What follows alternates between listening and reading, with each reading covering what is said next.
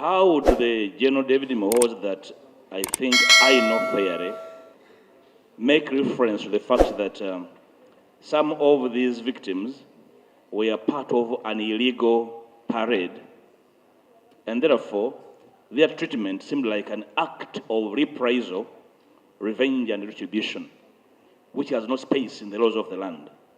That can never be a statement from the Minister of Internal Affairs that I know. Somebody simply dropped it on his desk. Probably can explain whether the actions of Kawempe were punishments in retribution, and then probably educate us on their space in the laws of the land, given some illegal military parade alluded to in the statement. I don't know, Speaker. Secondly, the honorable member, I forget the name, made reference to the fact that if the EC is constrained and stretched, they can actually make request for backup. May we know from the minister whether there is such a request from the Electoral Commission? And in their request, they have formally requested for JAT to support them, not any other security agency.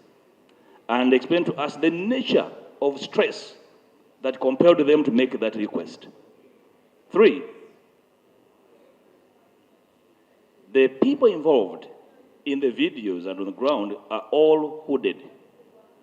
May we understand from the minister, under all circumstances, would people enforcing the laws of the land be hooded and therefore hide their identity while executing a public duty? So that we can also advise citizens on their mode of hooding themselves to counter. Right, Honourable Speaker, the point I'm making is that we are running into dangerous territory where purported law enforcement is being done by people without identity, which is why you've had between police and the army, each denying knowledge of the hooded individuals. So may we know whether there was a mutiny in one of the security forces, whether the military is experiencing a mutiny, and therefore some people are acting out of hand, so that we can alert the nation that there are some hoodlums at large, and therefore capable of harming the public, because they have no identity, they have no identifiable command and control, and therefore they're like a wall of them on the street. Right, Honourable Speaker. Very finally, right, Honourable Speaker,